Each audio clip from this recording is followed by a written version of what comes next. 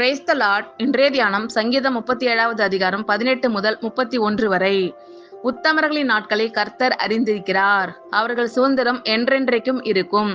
அவர்கள் ஆபத்து காலத்திலே வெட்கப்பட்டு போகாதிருந்து பஞ்ச காலத்திலே திருப்தி அடைவார்கள். துன்மார்க்கரோ அழிந்து போவார்கள்.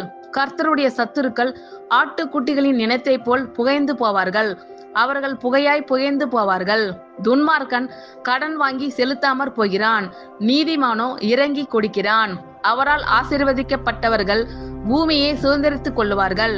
அவரால் சபிக்கப்பட்டவர்களோ அறுப்புண்டு போவார்கள்.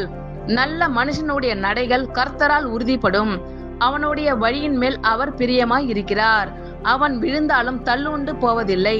கர்த்தர் தமது கையினால் அவனை தாங்குகிறார். நான் இளைஞனாய் இருந்தேன், முதிர் வயது உள்ளவனும் ஆனேன். ஆனாலும் நீதிமான் கைவிடப்பட்டதையும் அவன் சந்ததி அப்பத்துக்கு இறந்து திரிகிறதையும் நான் காணவில்லை. அவன் நித்தம் இறங்கி கடன் கொடுக்கிறான். அவன் சந்ததி ஆசீர்வதிக்கப்படும். தீமையை விட்டு விலகி நன்மை செய், என்றென்றைக்கும் நிலைத்திருப்பாய். கர்த்தர் நியாயத்தை விரும்புகிறவர். அவர் தமது பரிசுத்தவான்களை கைவிடுவதில்லை. அவர்கள் என்றைக்கும் காக்கப்படுவார்கள்.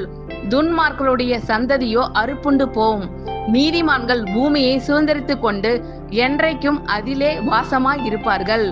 நீதிமானுடைய வாய் ஞானத்தை உரைத்து அவனுடைய நாவு நியாயத்தை பேசும்.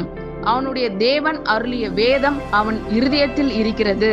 அவன் நடைகளில் ஒன்றும் பிசகுவதில்லை. ஆமேன். கர்த்தர் உங்கள் அனைவரையும் ஆசீர்வதிப்பாராக. God bless you all.